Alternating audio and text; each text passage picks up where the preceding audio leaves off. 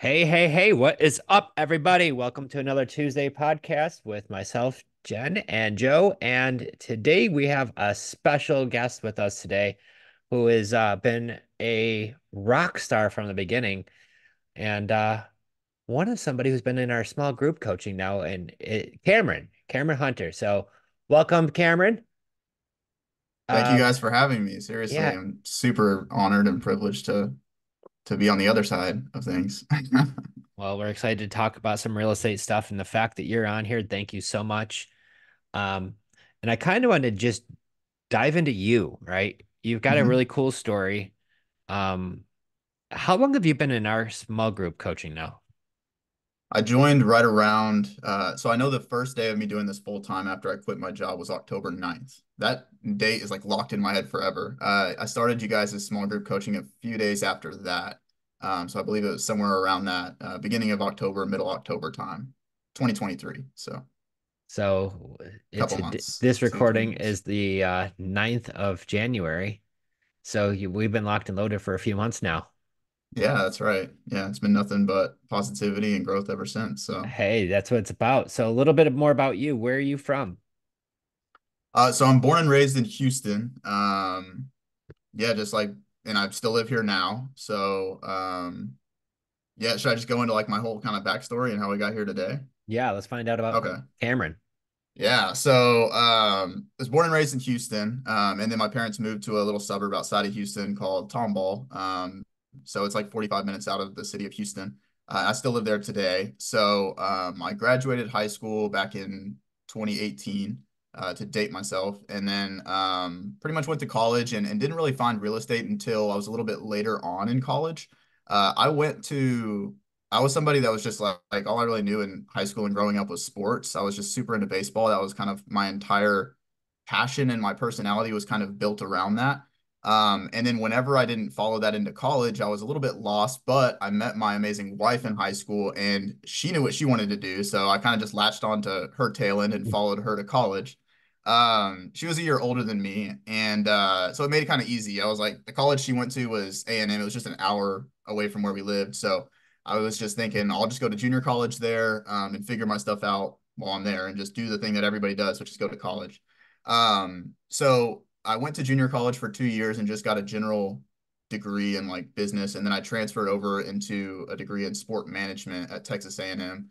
So I was just Mm. studying like sports in general. I was thinking, well, I always know baseball, so I'll work for a minor league baseball team and just follow my wife while she goes and chases her dreams. Right? I just didn't know what I wanted to do at that point. I knew I wanted to do something, but I just kind of started to shake things up, choose decisions, and then let God kind of create the path for me from there.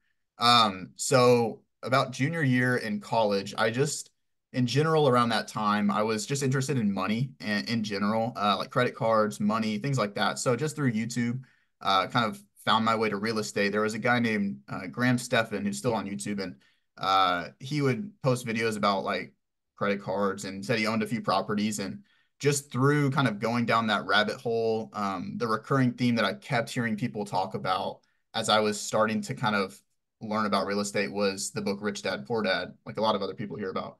Yep. So this was probably 2019 when I picked up that book, and that was the first book I ever really read. And figured out like, wow, reading it's crazy how much free knowledge there is out there. In books, and that kind of changed everything. Just kind of in general, I don't remember the specific takeaways from that book that I took, but I just remember it kind of shifted my mindset. It made me want to do something different. So at that point, I was still in school and just like working part-time at a Mexican restaurant and finishing up college and stuff. And then pretty much at that point, COVID hits, right, which kind of shook everything up for everybody. And kind of gave me some time to reflect, come home. I was still doing school, but it was from home, so I had a lot more free time. And I kind of just kept going down the rabbit hole of working on myself, improving myself, just kind of working on my own life force, my health, my well-being, knowledge, reading, and kind of through that found my way into different niches. So all of 2020, I didn't really pursue anything in real estate. I was just doing school, and then come 2021.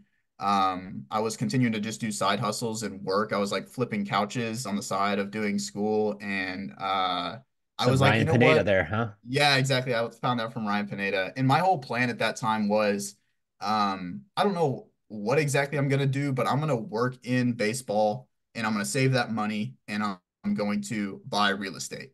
And I don't know the specifics of it, but I know buy real estate is something that I can't lose if I just buy real estate. Um, so I kind of started there. And then as time went on and I started to fall more in love with like the idea of investing in real estate, I thought, why really hold on to baseball at all? I wasn't really passionate about it anymore. It was just something that everybody kind of creates an identity around you whenever you're growing up because they latch you onto this thing. So everybody knew me as the baseball guy. Right. So as you kind of grow up, you kind of go through a phase where you detach from that and find your own thing. And real estate was that for me. So at first, I just general Google search, how can I work in real estate? I wanted to just work within real estate to make money to then buy real estate. And yeah, it was a very broad Google search. So the first thing I landed on, and I called my dad because my dad has been like with me from all of it. He kind of taught me a lot of like the lessons and the perseverance that I have today. But he said, figure out what you want to do and I'll like finance it. I'll support you through whatever classes you have to take. So I was telling him, I was like, I'm going to be an appraiser. And I bought the appraisal course. I'm here in Texas. So like, you got to take a course and then you get your license, or I think you have to apprentice under somebody for a little while. Yep. I did that, and then a day later, I changed my mind because I was just like, I don't want to do this. It didn't seem that exciting to me. So I called the company and I got my money back. I think they had kind of cut me a break because I don't think you were supposed to be able to get a refund. But I changed my mind literally the next day, and then decided I wanted to be a realtor. And this is March of 2021 that all this is happening, and I'm still going through college. And there's nothing really in person at this time because, well, I think there might have been in-person classes. I chose to do it online because I was doing college online. I didn't really want to go to physical realtor school. So in March of 2021, I started the realtor classes online and did that for 6 months. But come April of 2021, literally a month after the realtor thing, but I was like, I can't quit this. I'm like, I'm gonna get something through getting my license. Come April of 2021, I figured out about wholesaling in general, like contracting properties for cash for a low price and then selling them to an investor for a higher price. And then I just became super passionate about that while I was doing the realtor school. So just kind of one thing led to another. Again, like God kind of like shakes things up and leads you where you're supposed to be whenever you're just taking action and doing things and you're curious. So through March through December of 2021. This is like me finishing up college. I was set to graduate in December of 2021. And in March, I proposed to my now wife. Yeah, And I yeah. didn't, yeah, seriously, I had to lock it in. So, I didn't know exactly what the real estate thing was going to look like or what I was going to do after I finished college. But I was like, you know what? As I'm doing this, I just continue to dive down like YouTube and learning from all the different people on YouTube, the scattered information that's out there. And I started just driving for dollars, saving properties, cold calling sellers. I didn't really know what I was doing, honestly. It's like I knew what I was doing, but whenever something bad would happen, my biggest downfall during that time period of why I think I wasn't able to find success, was accountability.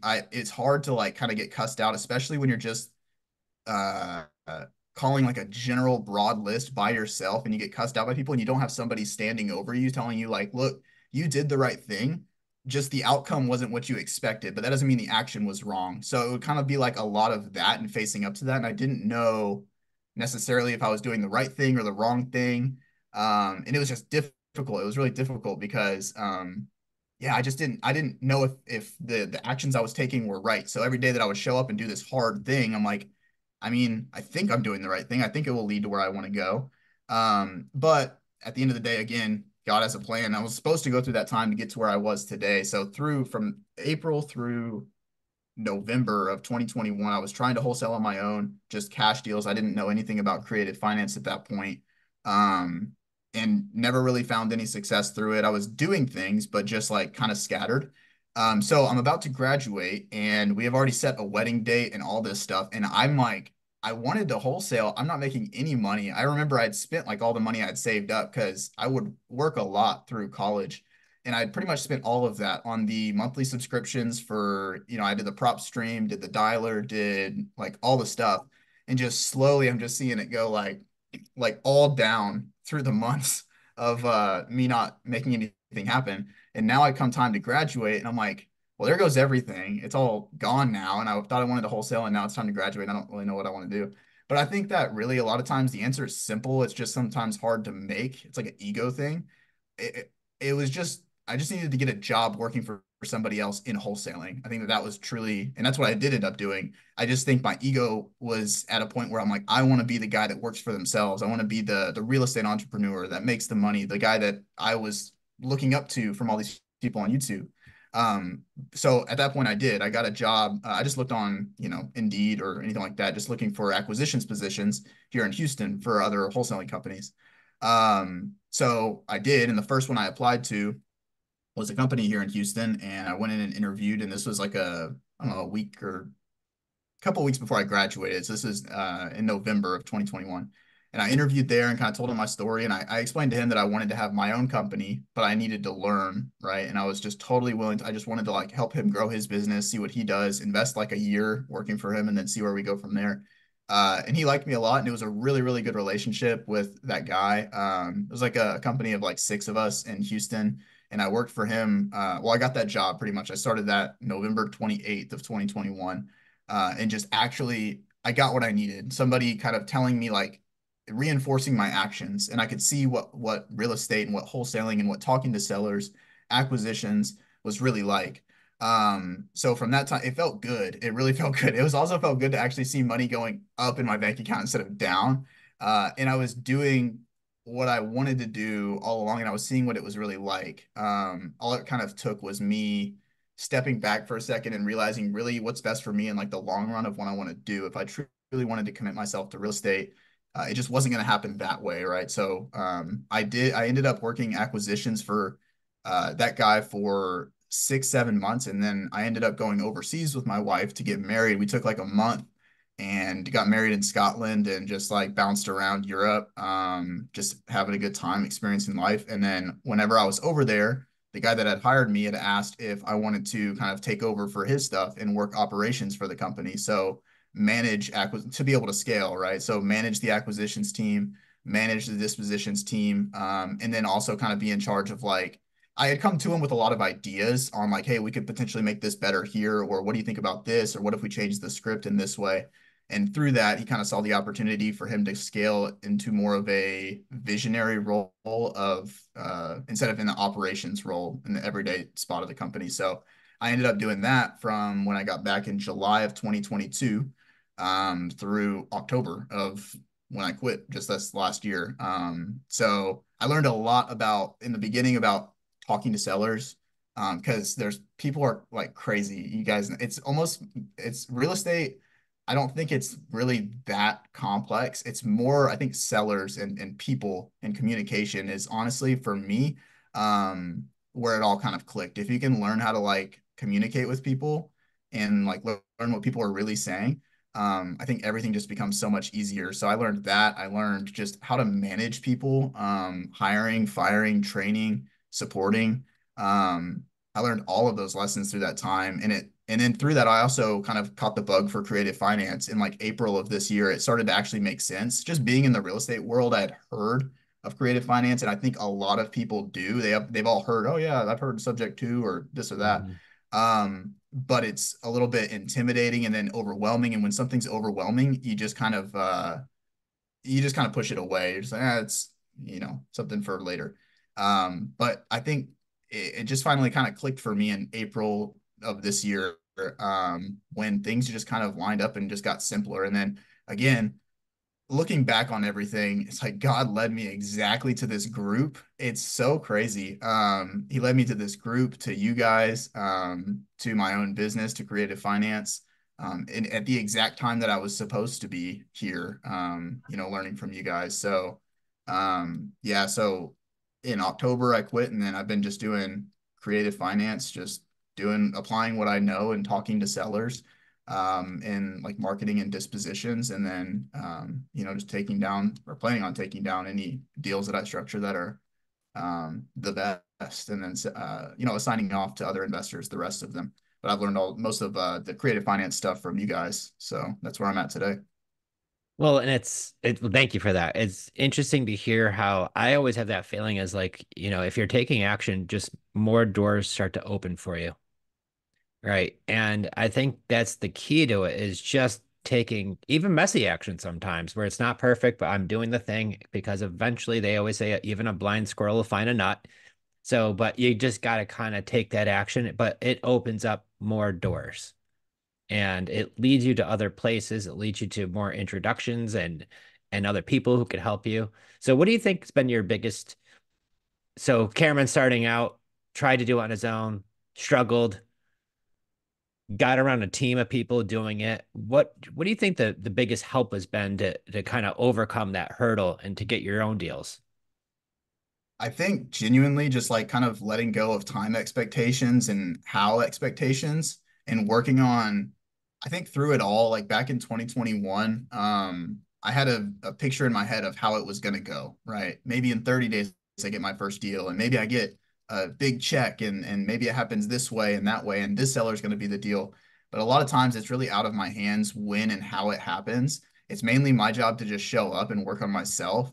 And I can't show up unless I'm really just focusing on bettering myself. So I think really just like focusing on like making my life force as good as it can be and being able to serve people through me being prepared to do so. And by that, I just mean like truly if I'm starting from ground one or like from base level, just like zero, I just need to make sure that like at that point that like my health, that I'm working out, I'm reading, I'm curious, I'm eating good foods to make sure that my headspace is in like a good space. And then I truly for me, things just kind of line up. I've always just been a curious person, an ambition person, um, to where I think that like the way that failure is framed for a lot of us is just something that we're conditioned to see in a certain way. It's like failure is bad when truly, and I've talked to a lot of our other students in the coaching program about this.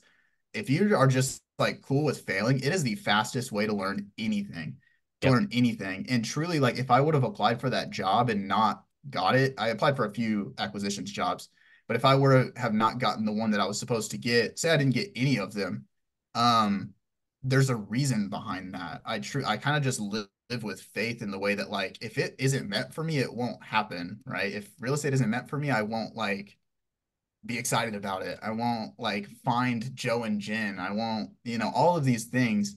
Um, so I think really the differentiating factor was just um, I don't know, just faith, I think truly. I felt like real estate was like, I'm interested in this. I'm gonna ride it until I fall off, and I haven't yet. So All that's right. kind of Well, just you why I know ended what? up here. I could already tell while you're on your way to success and you're already successful, but you're on your way to even further success, it's because, buddy, you don't quit. You don't give up. You're very smart on taking care of your personal self because the first thing that we talk about in our coaching program is nothing to do with real estate. It's all mindset. Because going into it, all battles they say are first won or lost in the mind. And if you're going into anything, I don't care what it is, with well, let me see how this goes. I'll give it a try. Like if you go with that attitude, like it's not going to work. But if you're like, hey, this is what I'm going to do, and then I could Hmm. even take it a step further and surround myself with other people who are doing it so they can help guide me through. Bang, right? This stuff just will start happening, and you're taking action, which is awesome too. So Yeah. let's fast forward today. Obviously, you quit your job October 9th, which is one of my favorite days. It's also my birthday, so it's Oh, easy for me wow. to remember. So I'll never forget that was the day for you. Um, but so now take it back. So you've been self-employed for the last 4 months. Mhm. What's that been like? Um, 3 months, sorry. yeah.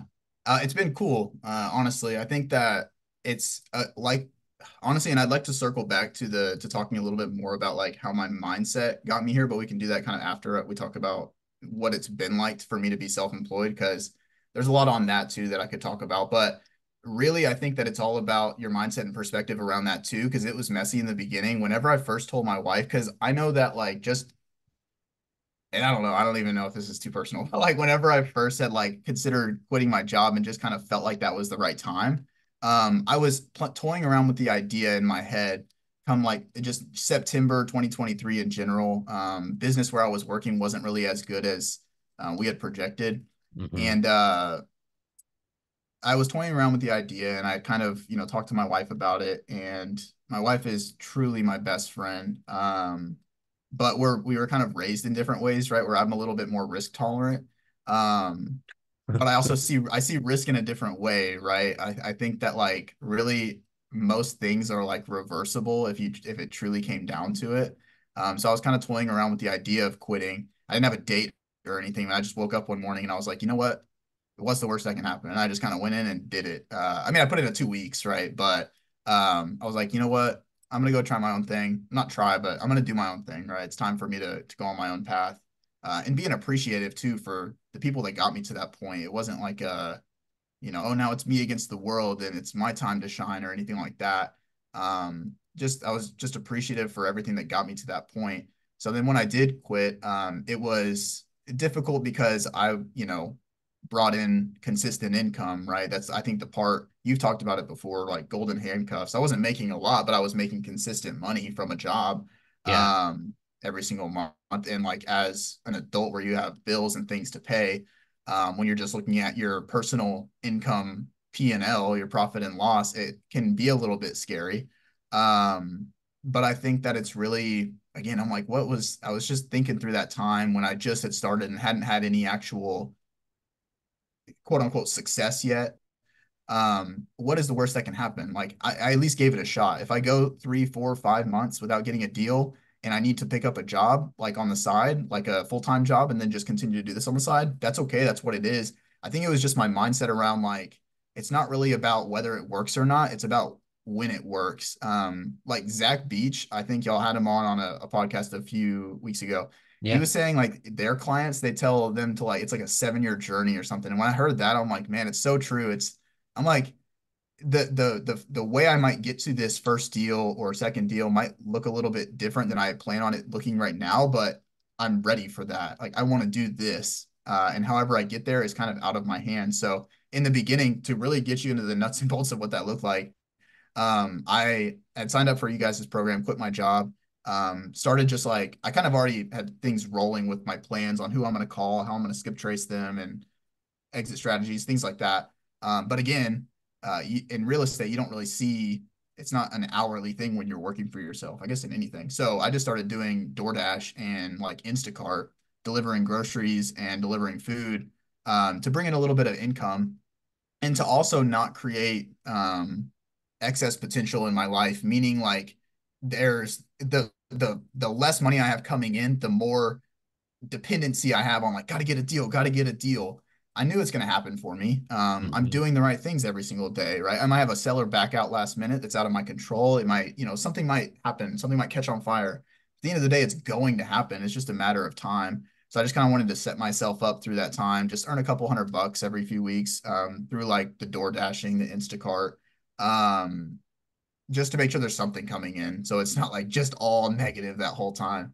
But yeah, I mean, in October, it was probably the most difficult, I think. In November, I started to really just be like, you know what, like this is going to work for me, right? I start to see the success of our other students and just continuing to show up and just doing the right things and getting like positive feedback from sellers. I just kind of knew I was doing the right things. It was a matter of time. And again, the win is out of my hands. I can call as many. I mean, of course, I could call more sellers, but still, I can't determine when a check is going to hit my bank account. I can determine the action that I take, but I can't determine really the outcome a lot of times. So I was just trying to focus on what I could control.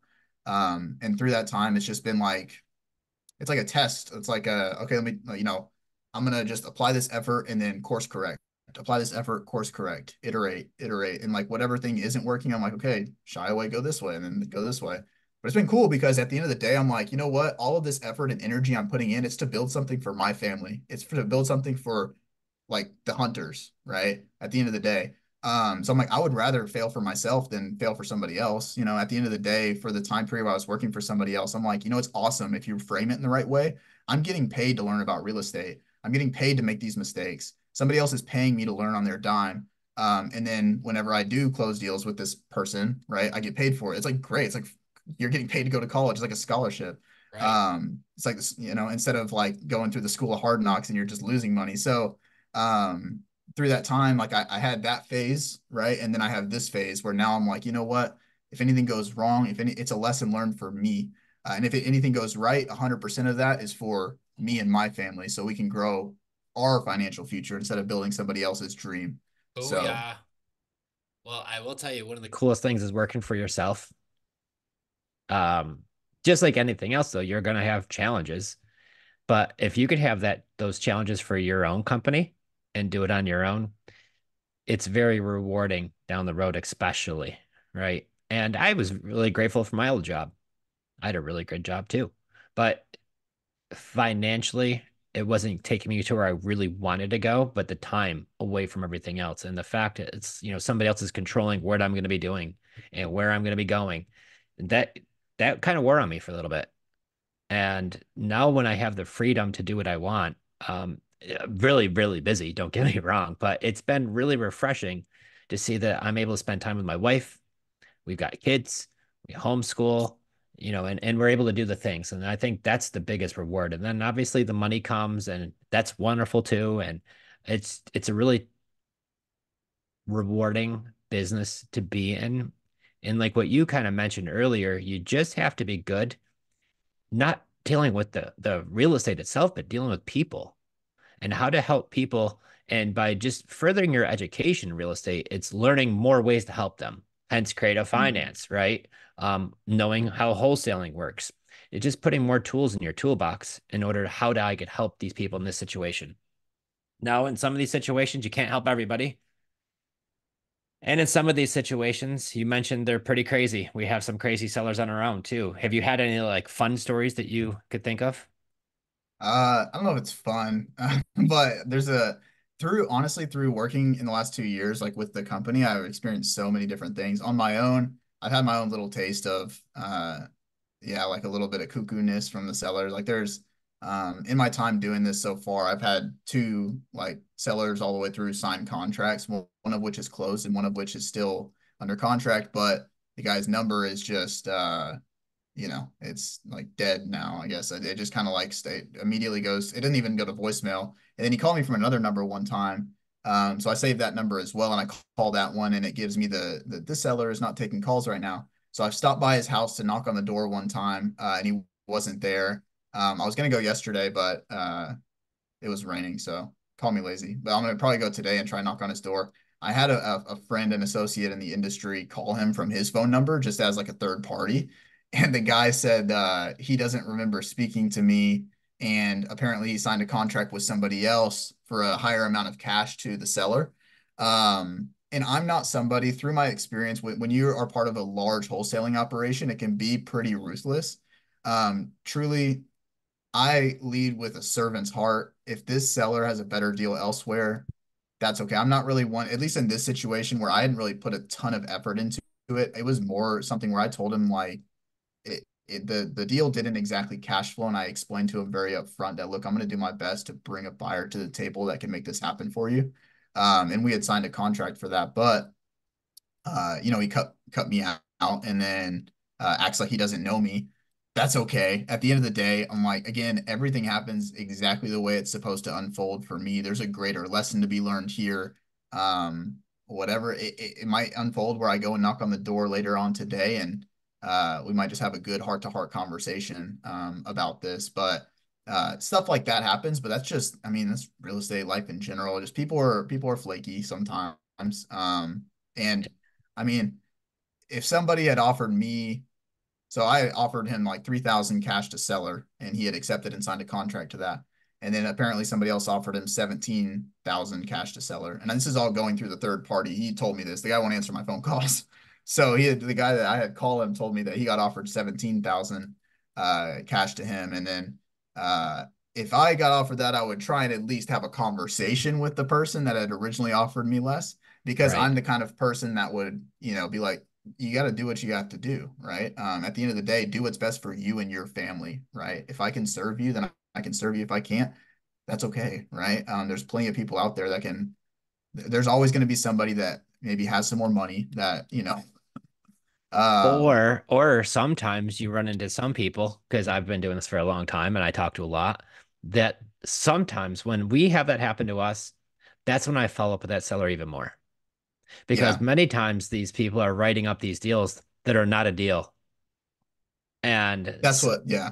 oh my That's exactly gosh. what I was thinking too. I was like, honestly, this doesn't work with the amount of cash that he's offering him. And now his phone, I don't think he didn't block my number. I called him from my brother's number, from my wife's number. It all just goes straight to voicemail. So I don't know if there's something wrong um, with him personally. And like, actually, I need to go over there and check on him. But yeah, I know that now I kind of need to put the pedal to the metal because, I mean, if the deal doesn't make sense, the deal doesn't make sense. So they can act like they're going to close and then just back out last minute. But yeah, another funny story about that, just to talk about like actual in the weeds situations of like talking to sellers and perseverance through this. There was a property, it was probably about like a year ago, when I was working within the company. And we had like it was a 3 property package that we were calling on, and it was a similar situation. We had gotten like all the way there. I didn't have a signed contract yet, but it was like 3 identical brick houses at a price that was like, boom, rock star price, worked. And then the guy just falls off the face of the earth. His number goes out of service.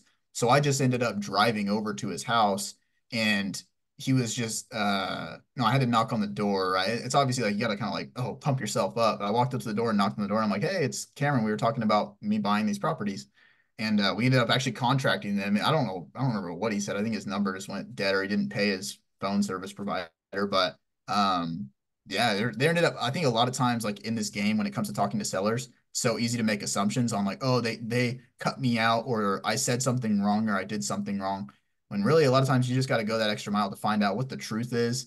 Lead with an open heart. And I just went over there and then we ended up getting the signed contracts and doing that deal. So Yay. um, sometimes that happens with sellers, where they just kind of fall off. But that's what where we come in, right? Where our persistence comes in. It's not like his job to drive up to my office and tell me, hey, I want to. It's my job to go over there and see what's going on sometimes. So yeah, that's another similar situation where it happened. But that one actually was a happy ending. This one we'll see. It's kind of in the middle of the story. So You know what? And it happens. We have one right now we're dealing with where we have a seller, we have a deal in Texas. Um, Title is already been done. The title company's trying to get a hold of the seller. They can't get a hold of her. We've been trying to get a hold of this lady. We can't get a hold of her. And I mean, she's out there. We just don't know where, right? So it happens, guys. And you just have to stay persistent. Although flip side was we were trying to get a hold of her a few weeks ago and she was in the hospital. So we're guessing mm, maybe she's there now. We don't know. But, another situation of just like doing the thing and going that extra mile. One of our real estate friends lives in Florida, was looking to buy a plot of land in Florida, but the seller lived in New York. And the seller, every single time that they talked on the phone, because our friend has a thick Chinese accent because he's from China, they thought he was a scammer. So our friend, unbeknownst, gets on an airplane, flies up to New York, literally knocks on the guy's door and said, I told you I'm not a scammer. Here's some money. I want to buy that land. And he made the deal. So he shared it in his Facebook stories. I'm like, wow, look at this guy go. Like, just how about not taking no for an answer? The guy wants to sell his land. They came across an agreement of the number, but because of calling from a different state with that accent, the seller thought there was something going on here. So the fact he knocked on the door is like, I'm here to buy, and here I am. Here's the money. Made the deal. So persistence wow.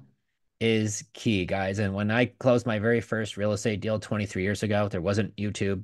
None of this stuff was going on. And I had every challenge thrown at me. And no matter what, it was just like a speed bump, where if you come upon a speed bump with your car, you don't put the car in park and then get out of the car and just walk back home. Like you slow down, you go over the speed bump, and then take off again until you get another one, right? And that's just what happens. But it's definitely attitude. So I want to dial back to what's so far your experience in our program been like? You've worked for other people doing this full time, but now you're not working with us, but you're in our program. What has that been like?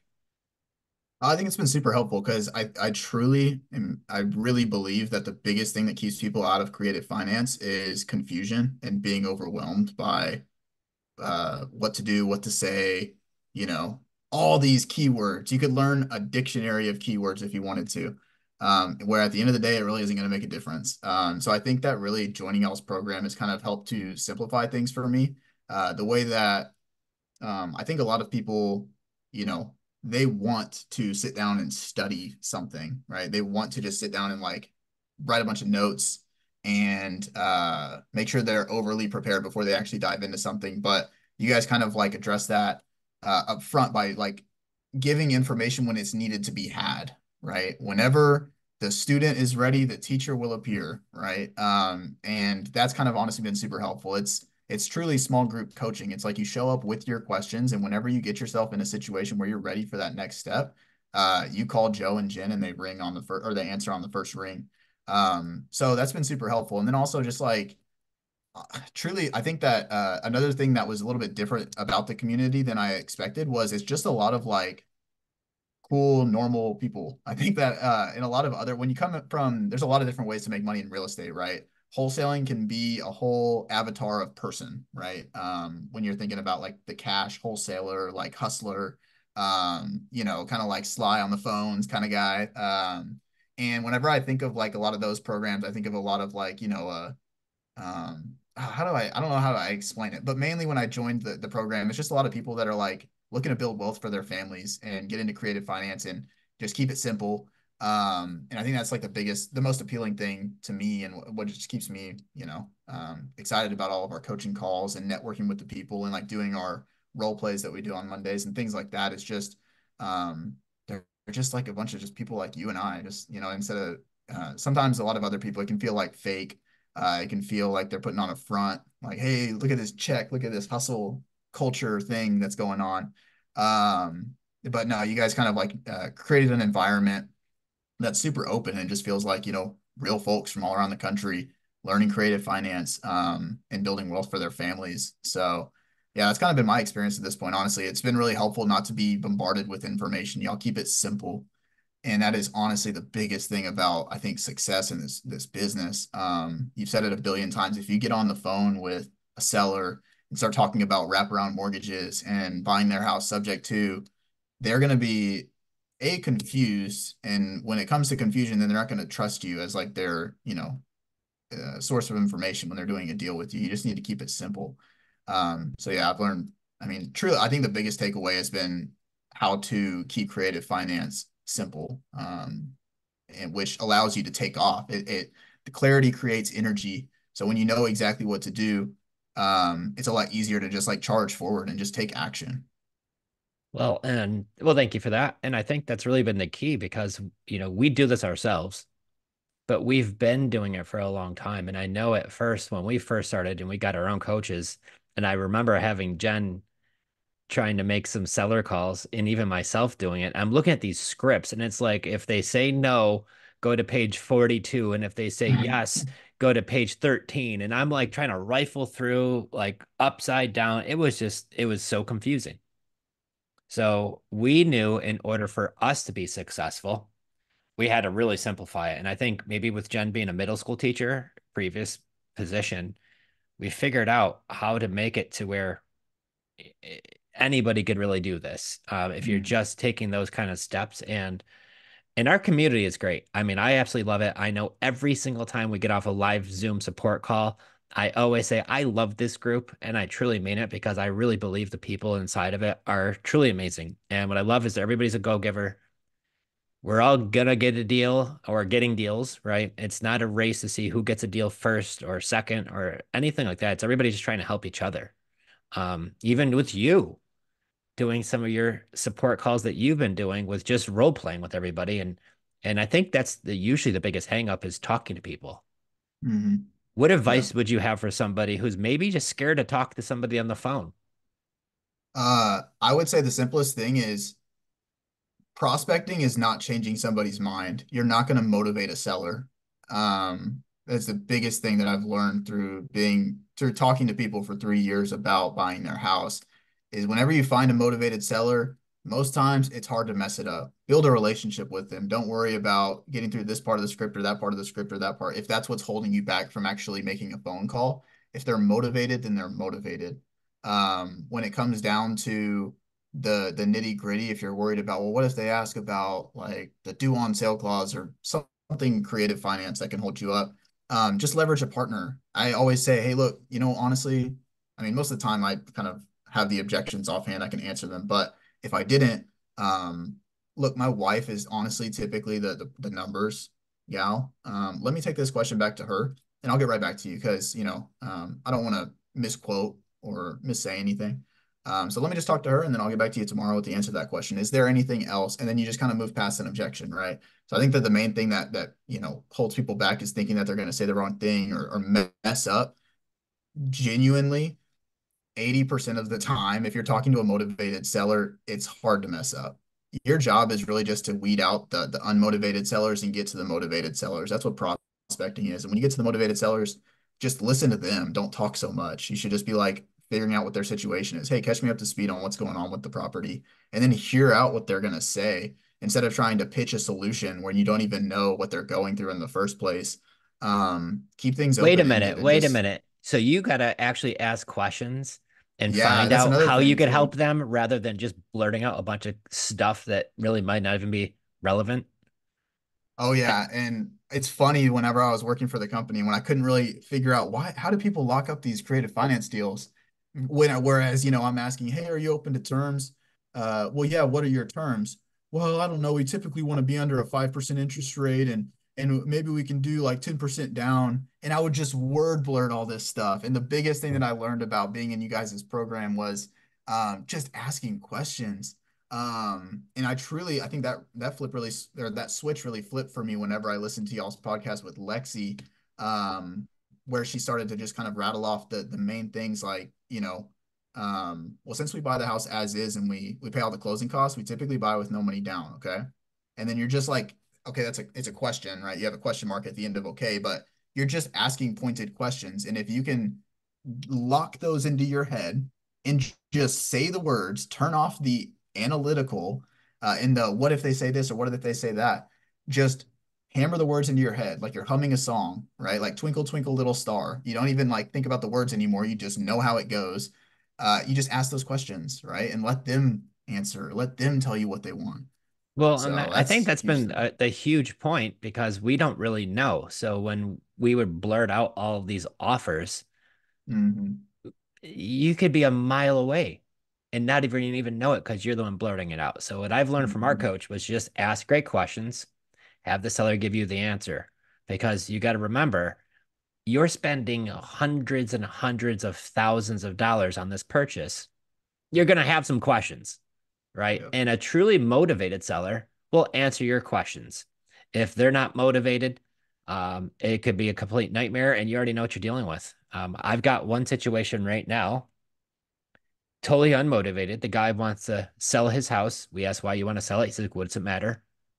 We asked, what's he want for it? Eventually, we got to that point, and he says he wants 850,000 for his house. We look it up on Zillow, and it's worth 250. We asked him, how did you come up with that number? And he's like, well, that's the price I demand if I'm going to sell my house.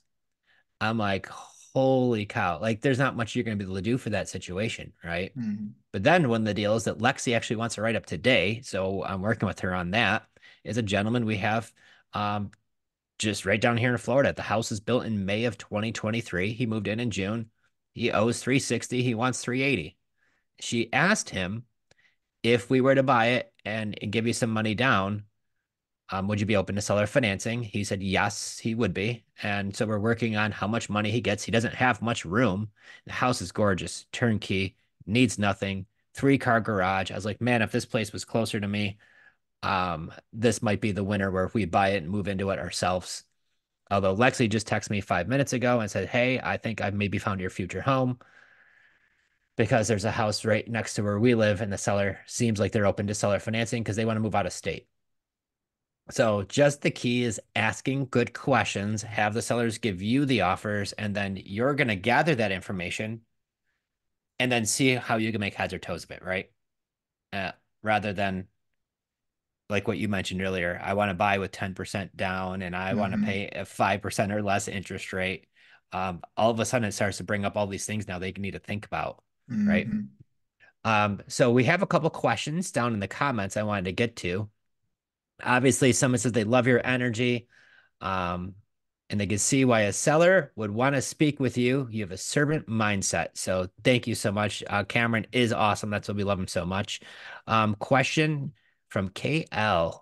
How different are your seller conversations with creative finance conversations when you're working as an acquisition manager versus now doing it yourself?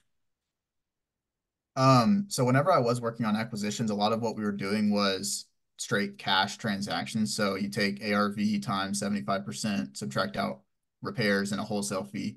Um, so essentially, it was as a part of a company when you're trying to make a lot of things like scalable and systems and processes, you have to make sure you're checking off certain parts of the conversation, which I continue to do now. But a little bit more of it's easier now because I'm calling these sellers myself. I don't have another acquisitions manager that I'm trying to manage and make sure that they're saying the right things, at least as of right now. So I kind of just I still have my same process. I wrote out my own kind of general script based on like Sandler selling principles. But I think that it's a lot, honestly, I enjoy the conversations a lot more now because as an acquisitions manager, it's like, look, the company I was working for is kind of you get to a certain spot where it just kind of becomes numbers. It's difficult to kind of have that personal connection with people. It's like, okay, um, I don't know. It's just a lot more transactional when I was like working as an acquisitions manager. But I mean, at the end of the day, it kind of gets you thick skin, right? You figure out what you do and don't want to do. So, and now it's a lot more just like servant mindset, like reaching out to people, seeing if I can help them, and then asking the right questions really at the end of the day. So I would say that's the biggest difference is just the personal touch to it. Because at the end of the day, like I am the actual, like before I was a representative of a company, like, look, I'm going to talk to you from first conversation to contract, and then a transaction coordinator and dispo manager is going to take it over from there. So I'm just Cameron, part of this entity, but now I'm Cameron, like the face that is going to help you to accomplish what you need to accomplish, like all the way through the closing table. And then if we actually close on it ourselves all the way through, that everlasting relationship. So Mhm. I hope that answers the question. Yeah, absolutely. So have you closed your own deals yet? I know you did it for another company, but how about on your own? Yeah, so I closed my first deal actually on December 26th. Booyah! Yeah, money in the bank account. So that one honestly kind of was easy. It was like I mean, it's just kind of what happens. You just go out there and create action. You go talk to people. There's going to be some easy ones. There's going to be some hard ones, right? So that one I contracted that one in November and then closed like 26 days later after finding a buyer. It just wasn't something that I truly wanted to like take down myself. I think at this phase, I'm more about just like uh, injecting the business, like my own company with like capital to be able to scale and talk to more people and then have more properties that I can analyze and decide what I want to take down myself. So that was the first one that I had closed for myself. And then there's that one under contract right now that the guy's kind of in limbo on. And then got a few others in the works. As this business happens, sellers come, sellers go. It's just my job to continue showing up. So yeah, it's been good. And then That's with the awesome. company, I think like yeah. Honestly, it was fun though, because you have all these leads.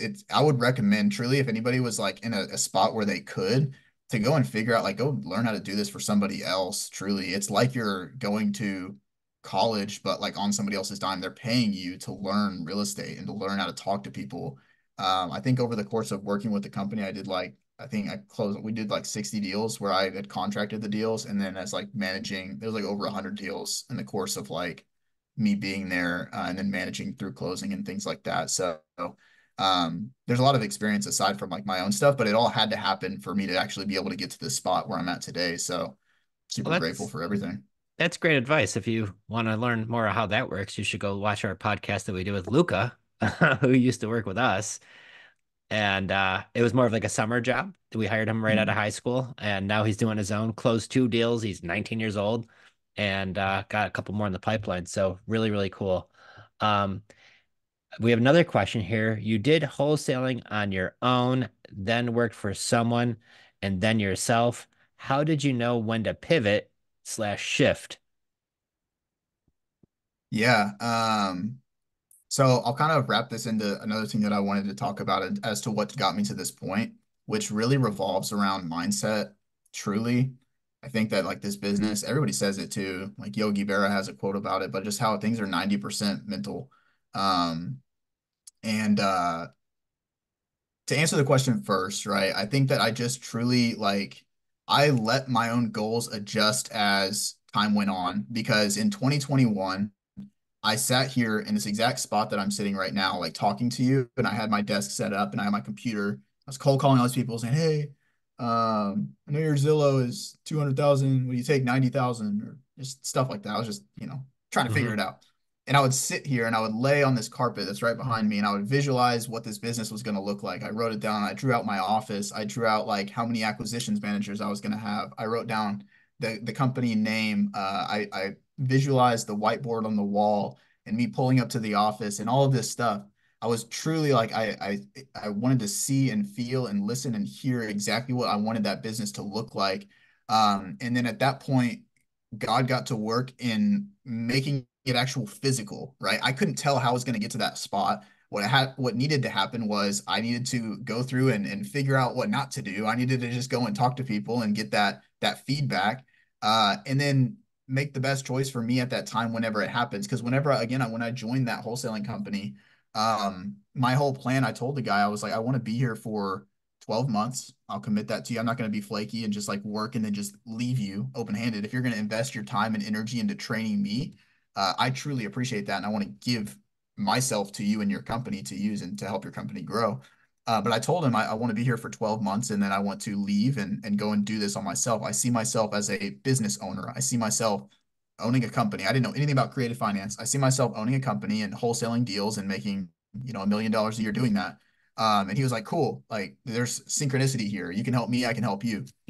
Um, at that point, that was my plan. And then when I figured out what it takes for like cash wholesaling to like create that into operation, the VAs that we had, the marketing team that we had, oh my gosh, the sellers that we had to cycle through, the overhead. I was like, a couple months into that, I was like, I don't want to do this for myself. I like just sitting back behind this desk, having the other guy pay the rent for this place and pay the marketing, and he can go to sleep and worry about paying the payroll. I don't want to worry about that stuff. Why are you laughing, Um, Jen? Never mind. so yeah, so I kind of learned just a few months in, I didn't want to do what I thought I wanted to do all along, right? And that could be a big, like, scary thing because you're like, well, what was everything built on, right? But at the end of the day, I needed all of these experiences to help me to have that realization. I would have never learned that if I wasn't out there actually doing it and in that company, right? So then I pivoted in my mindset to be like, you know what? I'm going to invest myself into this company. And I was just visualizing 5 years into the future. Look at what I could build this thing into. He was giving me the opportunity to run his operations. So pretty much a portion of everything the company made, I was taking a portion of that. So I'm like, the better I make this company, the more money that I can make for my family, and I can invest that. And I was going to buy short-term rentals, right? And I had all these different plans, and things just happen and pivot as they do. So that was my plan for that time. I'm like, I'm going to just invest myself fully, and we're going to scale this business. I'm like, I have the opportunity to scale this and have no overhead, right? But I can make a profit based on everything that the company makes. And then I did. I devoted myself fully to that for a certain time period. And then again, just like through doing it and through reflection, like I said, if you're continuing to work on yourself and like just taking care of your health, your well-being, like continuing to grow your mindset, reflecting back on what was and continuing to look forward on the life that you want to create, visualizing exactly what you want that to look like, God will open up doors and open up paths, and you'll just see a YouTube video that will lead you in a certain direction. And I can tell you exactly. So at the very end of this, come 2023, it hasn't been a good year within this company, right? Like it was frustrating to say the least. Yeah. It was just okay, whenever I first started, like everybody in 2022 in quarter one and quarter two before interest rates went up, I Oh was a yeah. rock star. We were killing it. I was like, oh yeah, like this, I can do this.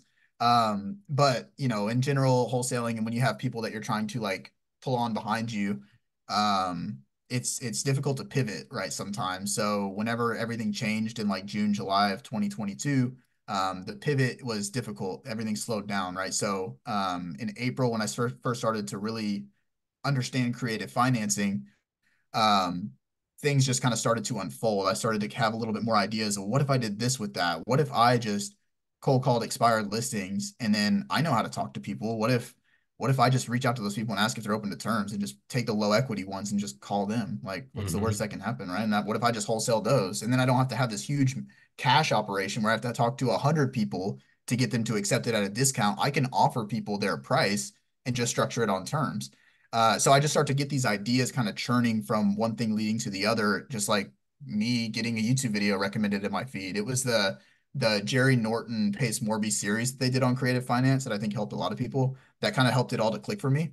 And then I started to kind of have that bug in the back of my head that thought maybe you're meant to get out of this. Maybe the future isn't here, right? Even though a year ago you thought that you were going to be here for 5 years, maybe be open-minded, drop your expectations for what you thought this was going to be. Maybe it isn't here, and open your mind up to if God is calling you in a different direction, then open your mind up to going in that way. So I kind of just was in that season of my life from like probably like middle of the summer, June, July, August, September. I was in that season of like, hey, be open to opportunities, continue to apply yourself, but be open to opportunities. And I follow Rob Abasolo, the creator and founder of Host Camp, right? Yeah. I think the largest probably coaching program for short-term rentals.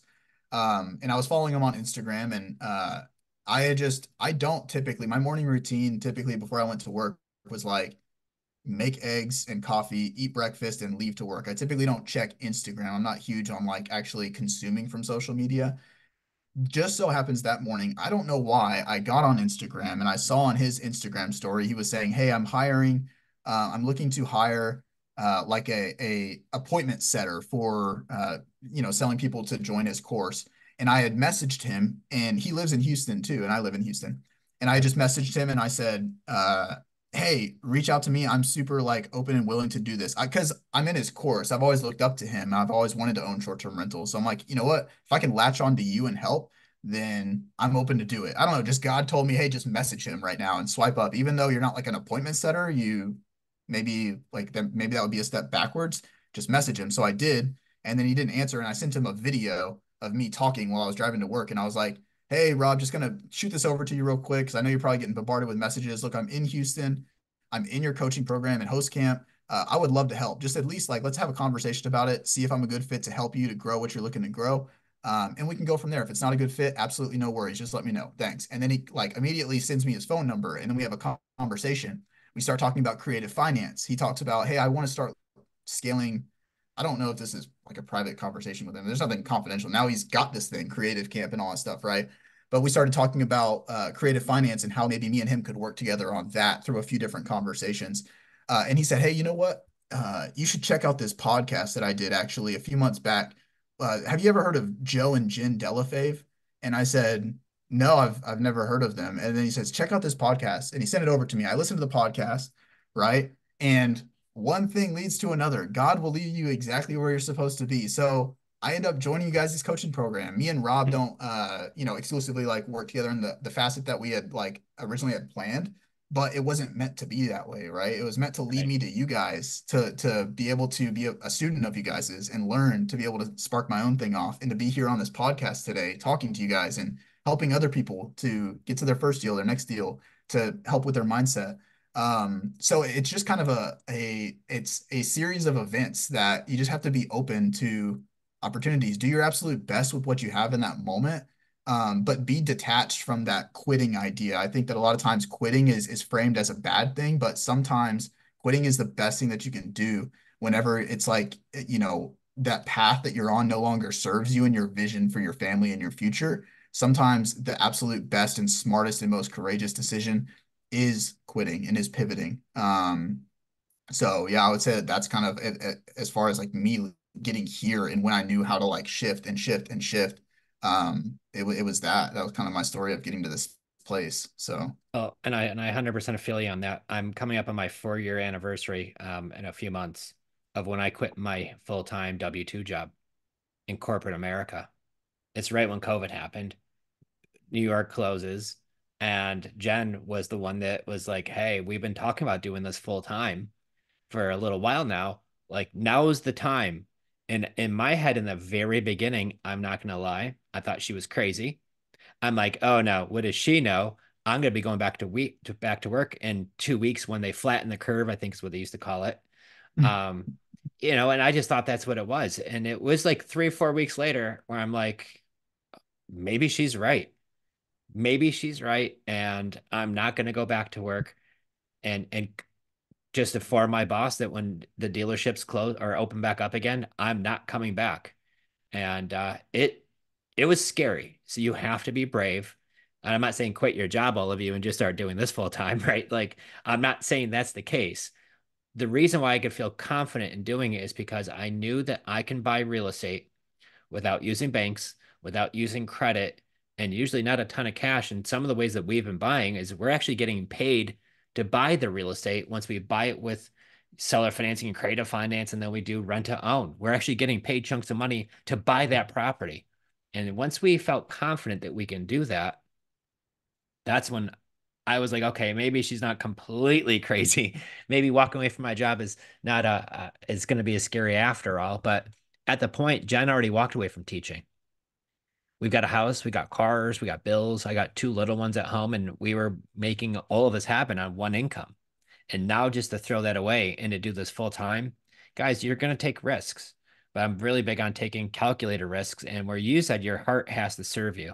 Guys, I was in the car business for 20 years. My heart was, I mean, I loved my job. I was very intense about doing a great job, but I wasn't feeling that fulfillment. Like this is my lifelong dream and I'm living it. It didn't feel like that. I felt like I was working for some wonderful people who taught me some amazing things. And I was hopefully going to make them a lot of money because that was the goal. And I was going to make a little something too, but it wasn't getting me to the ownership role. And no matter what, I was never going to be the owner, right? As matter how bad I wanted, it didn't matter. So the fact that now we own multiple businesses and I get to do that with my best friend and who's also my wife, um, it's really, really cool. And it's fulfilling. And when I get to see her all of the time, you think she gets sick of me. She doesn't. I don't know how she doesn't, but she doesn't. I don't get sick of her because she's awesome. But it's fun. It's a lot of challenges, but it's fun. And I will say on the flip side of that, like you mentioned earlier, when you are the boss and things are great, you get to say, I've got this great team around me. And when things have a hard second, you're the one in charge to take that right in the chin. So, you have to understand that what we do as real estate investors is we help people solve their real estate problems. And when people are having a problem with real estate, maybe they own a house they inherited, maybe like the situation I've got right now in front of us. So after this call, I want to talk to these people about us buying their house close to where we live. Um, they're in a situation, they have their house in the market, it's not selling. They already got their new house, they can't afford two payments. This house is sitting here semi-vacant, and they have a house in another state. And they're in a situation because the house isn't selling because interest rates are so high. They don't know what to do, these people, and they're in a jam. So when you're talking to some of these folks, you got to remember where they're coming from. I might have just been pounding down my Starbucks. I got a little bit jacked up on caffeine, but then you talk to somebody who's in a really tough situation, in a really bad spot sometimes. So you got to be sympathetic and be helpful and be able to offer solutions that are going to help them. And that's why I loved creative finance and I could really align with it because not everybody needs or really would work for a low cash offer. Not everybody's going to give you their house for half off because maybe it needs a bunch of work, right? This house is turnkey. It does need a roof, I found out. But this house is turnkey. It's a beautiful house in a beautiful neighborhood, and half off wouldn't work for them. So having that other solution in my toolbox of creative finance, like what you're discussing, Cameron, I could wholesale and get big discounts and get properties for a really big discount. But what about all the other people who that won't work for? Well, now you have another solution to offer them is, you could pay that price if they're open to some terms, seller financing and making that payments over time rather than one big lump sum. And when you could learn this and you can start implementing it in your business, um, you're able to start doing deals. So, last question. What advice would you give somebody who is looking to do their very first deal? Now, I need you to dial back to the Cameron laying on the floor, looking up at the ceiling, having the visions, right? But maybe you haven't closed your very first deal yet. And now you're on the other side of that door where now you've closed deals working for a company and a lot of them. And then you've closed now your own deals. What kind of advice would you give that person who's maybe I haven't done a deal yet? What advice do you have for me? truly, if I could go back and do it again, I'd do it exactly the same way that I did it. Because I think, like I've said it a billion times, but everything happens exactly the way it's supposed to happen. There's no wrong choice and everything. Like it might seem wrong, but it's just because it's not, it isn't the way you expected it to happen. But we're human. How can we know exactly how our life is going to play out? The fastest way to learn is by failing. So just like I said, you can't mess up a call with the motivated seller. Just get on the phone call and talk to them about what's going on. But if you're truly like at square one, I would plug into somebody's company. You know how many people there are out there. Like whenever I was, I was at a point where I was interviewing acquisitions people with this company, and if you can just go into like with your, you know, heart first and just explain like I'm like just a sponge. I'm here to learn from you to help your company grow. Use me, right? Teach me what you know. Use me, and I can plug into your company and make you a lot more money if you train me, right? And then you're not like spending all of your money to learn. I understand there might be people with um other jobs or other situations. But if you have the opportunity to work under somebody, that is truly the fastest way to learn because I learned probably more in the first, I mean, 2 weeks of working for that company than I did in 6 months of doing it for myself because like information is all scattered when you're trying to do it from yourself, unless you join a community like ours, right? But not everybody's in a position where they can yet. But if you want to, I would say explore, just look up, real estate investment companies near me. And then there's positions out there always for these companies. Vet them when you go in, make sure they're legitimate because there's a lot of people in this industry that can be, they can put on a front. But God will lead you where you're supposed to be. I would say go and learn from somebody else. It's like college. I've always looked at that time period of my life of working for somebody else for 2 years. It's like my master's degree. I went to school and I got a bachelor's in sports management and a Hmm. master's in wholesaling real estate, right? But I got paid to do the master's. I got a scholarship to where I was earning that money every single month. Um, and it was all for a greater purpose to get me here today. So, yeah, I would say honestly, plugging into somebody else and what they have going for even a I couple love it. months, a year if I'll, you can. I'll Yeah. tell you what, you're one of the hardest guards to hire, though. I'm not gonna lie. Because you bring them into your company, you teach them all of the stuff, they become superstars, and like, okay, now I'm gonna go do this for myself, right? Yeah. I'm always happy because I've always learned in my old job you can never hold somebody back from greatness, right? And don't ever try. Like help them, promote them, like get them Hmm. to be great, and it always comes back to you. But after we start to fall in love and we're like, oh my God, this guy's great, or this, she's awesome. And then they're gonna go do it. But that's part of the game, guys. You help each other grow. And I think that that's really the key with real estate and being a go-giver is if you could Hmm. help other people get what they want, you'll always get what you want in return. Hmm. So Yeah. it's There's a man, whenever you just lead with giving, I was talking to somebody about this the other day, and there's a guy named Alex Hormozy who says this, but Mhm. instead of just giving and then giving and giving, and then you expect something in return, just give and then give and give and give and give. And when you think you should ask for something in return, that is a trigger to just give some more and give some more. And you're just building this life of abundance whenever you're putting that abundant mindset out there where you are just giving and pouring yourself into somebody, that will come back to you tenfold. Because and I know that you have a lot more experience in this than I did, but training people and then having them dip, oh my goodness, training people is way harder than like anything. Managing people and training people is the hardest thing that I've ever done. Yeah. But I always kind of yeah. So if any of you ever come after Lexi, I'm gonna hunt you down. Okay. I know what you mean.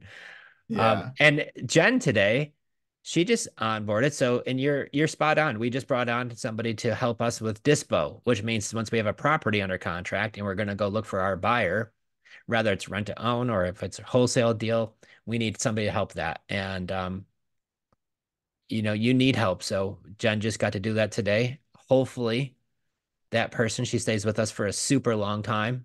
But once again, we're really big on just giving you the knowledge, turning somebody into a rock star, and let, you know, the universe unfold for itself. Mhm. Yeah. So, well, my goodness, I knew this was going to be a great one, but holy cow, you just killed it today. Great job, bud. I appreciate So, that. if somebody wants to track down Cameron, and they want to follow you and watch your journey, what's the best spot to go do that? Are you an Instagram guy, Facebook guy, TikTok, Twitter, or now X? Where's the Yeah. best spot to follow you?